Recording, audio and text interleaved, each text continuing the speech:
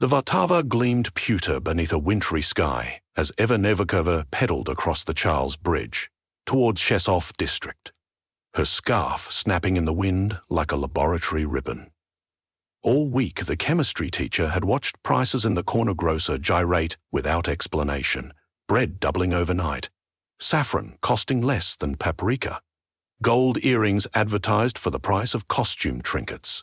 She knew the European Central Bank could do strange things, but this felt too sudden, too local. Something chemical was fouling the delicate marketplace equilibrium, and Prague, a city that had once welcomed astrologers and alchemists, smelled of sorcery again. She locked her bicycle outside the Gothic gymnasium where she taught, hurried past gawking students and ducked into the faculty lounge. Every flat surface held rumours. Newspapers reporting bullion merchants overwhelmed by walk-in sellers, economists on television confessing they had no formula for the flood of unregistered aurum. The supply lines of precious metal had multiplied tenfold in a month, and nobody could trace the origin. Central banks across the continent were already whispering the word inflation, and not in the pleasant sense. Eva's colleagues clutched cappuccino mugs and theories, but none understood density the way she did. She had spent nights secretly sampling so-called street gold, small beads scraped from black market bracelets, shavings gifted by a former student now working at the mint, flecks purchased at a Moldau flea stall. The elemental analysis was perfect, 24-carat devoid of any isotopic anomalies. Yet, the surfaces carried faint carbon microtendrils, almost like the ghost of a polymer chain. That clue had kept her awake, questioning the boundary between classic metallurgy and nonsense once dismissed as alchemists' fantasy. Chrysopoeia, making gold from that which was not gold. Her phone pinged. A text from Lucas, one of her brightest graduating seniors and a whiz with 3D printers. URG. Come to Makerspace, bring microscope, trust me. The student workshop occupied a decommissioned warehouse across from the National Technical Museum. Eva hurried there after classes, heart thumping. She found Lucas pacing beside a row of hobbyist printers that smelled faintly of grilled corn syrup, the odour of overheated bioplastic. I printed a chess pawn last night, he blurted without greeting. Fed it the normal PLA filament. Look what came out. He handed her a gleaming cylinder the size of a thimble. Gold, unmistakably. Its surface bore the characteristic striation pattern of fused deposition printing. Eva's breath caught. You're telling me 1,000 krona printer transmuted cornstarch plastic into gold? I didn't do anything special, Lucas insisted. But right before the process finished, a wireless update flashed across the interface. Something about firmware optimization? Then the nozzle glowed white like welding arc. When I opened the chamber, the print bed was full of these. He poured a dozen tiny golden rook pieces into her palm. Eva examined one under her pocket lobe. Amid the luster lay a swirl of microscopic pits. Not random, but etched runes. Old alchemical symbols. Antimony, Mercury, the green lion devouring the sun. Someone had left a signature. How many printers got that update? She asked. Every device on the open source network that runs Homey OS, Lucas said. Tens of thousands across Europe. Eva pictured a storm of clandestine gold erupting from living rooms, school labs, boutique jewelry shops, continent drowning in glistering pawns and key fobs, all legally untraceable because they started life as innocuous plastic. She pressed a hand to her forehead. Who authored the patch? Lucas hesitated. The commit shows a handle, Uruburos R2, repo registered in R2, Eva repeated, cold realization unfurling. R2 registered, Amen Emperor Rudolph, Prague's 16th century patron of alchemists, had congregated arcane geniuses who sought the Philosopher's Stone in Castle Basement. Their bloodlines, half legend, half authenticated by parish records, still threaded the city. Eva had once written her doctoral thesis on one such lineage, the Zelenkas of Faust House, rumoured custodians of an unfinished transmutation formula. She remembered the final footnote. Practical experimentation ceased after the 1611 sack of Prague. artifacts lost to time. Perhaps not lost, she thought, just waiting for Wi-Fi. She asked Lucas for the defective printer's memory chip and hurried home through slanting evening snow. In her cramped flat, she mounted the golden chess pieces in the spectrometer she used for weekend science fairs. The mass spectrograph confirmed 197 AU purity, but when she struck them with laser ablation, the interior released a spume of charcoalized polylactic acid. The gold was hollow, microscopic shells atomically fused around the original plastic. Somehow, the update coaxed the printer's heating element to dismantle PLA molecular bonds, reorganize constituent atoms, and electroplate each layer with aurum drawn from where? Conservation of mass screamed in protest. Unless, Eva reasoned, they had cracked low-energy nuclear transmutation, converting light nuclei carbon-oxygen into heavier ones. Gold. Alchemists would weep with joy. Economists would weep for different reasons. She opened her laptop, combing the firmware code. Hidden among benign motor commands lay an algorithm referencing field machine pulses, frequencies that did not belong in consumer electronics. They forced the printer's coil to generate extreme, localized magnetic flux, precisely the sort some fringe papers theorized could catalyze nucleon rearrangement using quantum tunneling.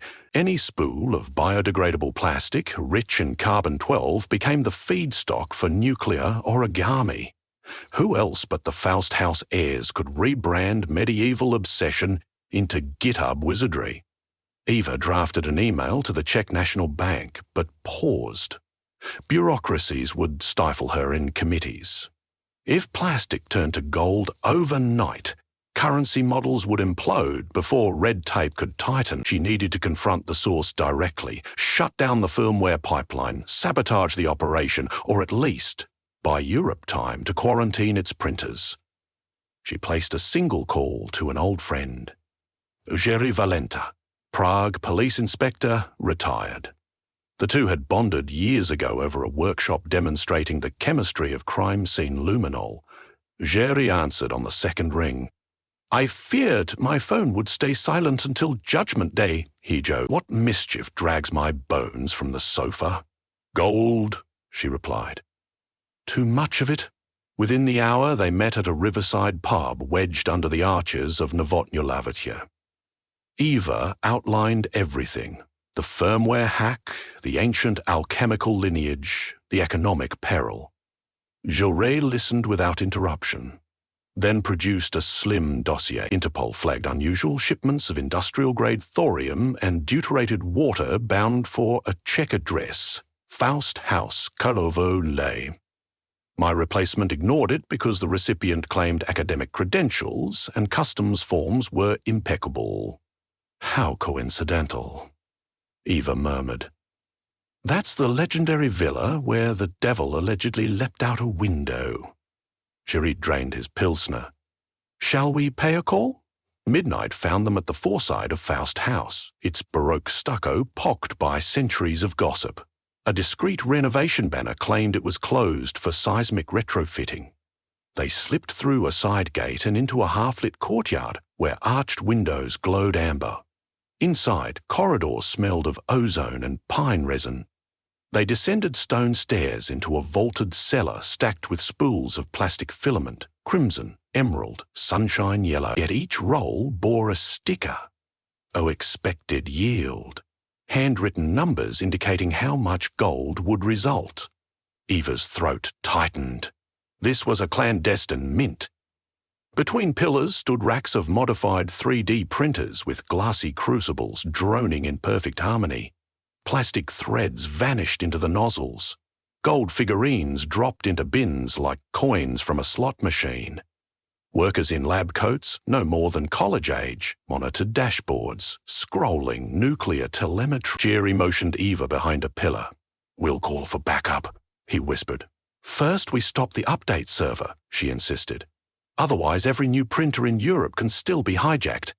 Sleuthing the room, she noticed a fiber optic line snaking up toward a mezzanine office. She gestured. They crept up the iron ladder into a nerve center lined with antique oak bookcases. Screens displayed code commits, production quotas, and a live ticker labeled Eurozone gold output of kilograms per hour. A lone figure typed at a holographic console. He wore a tailored waistcoat embroidered with symbols Ava recognized from alchemical manuscripts. Salamanders, hermetic keys, the Ouroboros biting its tail. Grey hair fell to his shoulders in decadent waves. He turned, and his eyes glinted like molten metal. "Welcome, Miss Nevercure," he said in Czech, tinged with archaic cadence. "Or should I say, honoured colleague?" She swallowed. "You seem to hold the advantage, Mr. David Zelenka, 15th of my name." He offered a slight bow. "Scientific Director of Project Chrysopoeia. I applaud your deduction." Giry stepped forward. "Inspector Valenta, Metropolitan Police, this operation is illegal manufacture of monetary assets. Cease immediately."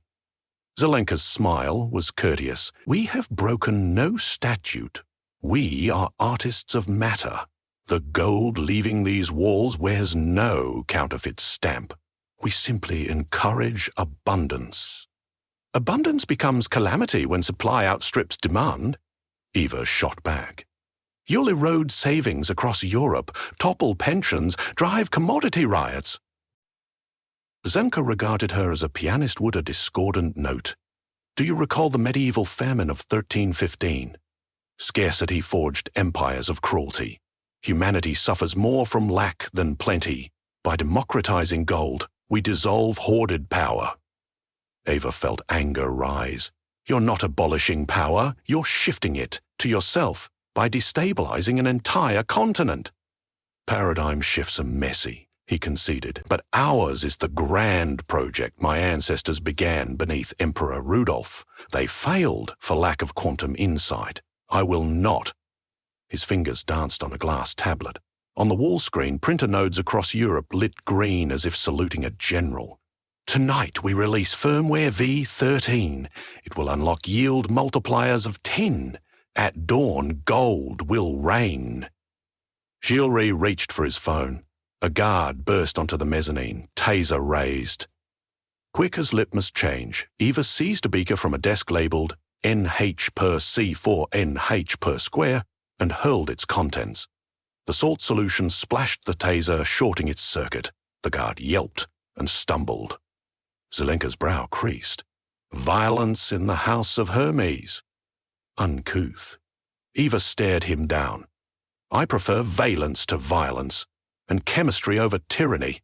She scanned the instruments, mind racing for a path to disable the network. Central server tower pulsed with LEDs. At his base, a cryogenic unit glowed cobalt, cooling superconducting processes necessary for high-frequency magnetic pulses. Superconductors are fragile, she thought, recalling her lecture on critical magnetic fields. Raise the temperature a little and they revert to simple metal, slow, inefficient. Printer yields would plummet. She glanced at a rack of reagent bottles. One contained thermite powder, used by makers for metal casting demonstrations. Another held liquid oxygen inside a dewar. An idea formed. A small exothermic blast to cook the cryosystem, severing connection long enough to push a kill switch. While Giry grappled the disoriented guard, Eva palmed a plastic funnel, upturned a jar of iron oxide into an aluminium pan, and sprinkled magnesium ribbon on top. She doused the mixture with drops of sodium permanganate solution instant ignition primer. Zelenka observed, fascinated. "Ingenious! You intend to ruin my refrigerators with a foundry spark?" "Alchemy class chapter 1 fire," she replied. Before he could close the distance, Eva struck her lighter. The magnesium hissed white, blooming into a miniature sun. She slid the tray beneath the cryogenic pipes. Boiling oxygen roared. Frost-rimmed tubes crackled as thermostats screamed. LEDs on the server flickered red, then black. Across the factory floor, printers emitted forlorn beeps and froze. The drone ebbed to silence. Gold output 0. Valenka's composed mask fissured. "You've condemned Europe to scarcity again," he spat. "You think central bankers are nobler than alchemists? Your obedience stifles evolution." She faced him, light from the dying thermite dancing on her glasses. "Balance isn't obedience, it's equilibrium. We can't transmute social contracts as easily as elements." Sirens wailed outside, police units summoned by Jerry's earlier SOS. Footsteps and shouted Czech commands echoed through the courtyard. Zelenka pivoted to a hidden stairway. "This is but a crucible test," he said over his shoulder. "Let us melt slowly. We will rekindle." He vanished into tunnels beneath the villa before officers stormed in. Eva might have pursued, but fatigue crashed over her like spent reagent. She allowed herself to be escorted upstairs while authorities secured the site and confiscated drives. Dawn over Prague arrived lilac and cold. News bulletins reported rolling printer malfunctions across Europe, their firmware corrupted. Supply of illicit gold stopped as abruptly as it had begun. Markets teetered for a day, recovered, then resumed their plodding algorithms. In the weeks that followed, Eva testified before a joint task force. She explained the nuclear mechanism as best she could without sounding like a sorceress. Laboratories tried to reproduce the effect but failed. Key lines of code remained encrypted beyond decryption, and the Zelenka clan had disappeared into global shadow pockets. One snowy afternoon, Eva returned to the makerspace. Lucas greeted her with an uneasy grin. "No more surprise firmware," he said, pointing at the printers whose parts now clunked with mundane predictability. "Just boring plastic." "Boring is underrated," Eva replied, though her tone held ambivalence. She recalled Zelenka's last words. Ideas melt slowly. The notion haunted her. The formula existed now, proven outside the realm of rumor. Even if the servers were destroyed, fragments lived in clandestine backups, etched maybe on graphene sheets or monkish brains. Could humanity responsibly wield that knowledge? Or must we forever battle progeny of Faust, who believed the world needed saving, even if economies burned? As she pondered, Lucas presented a gift.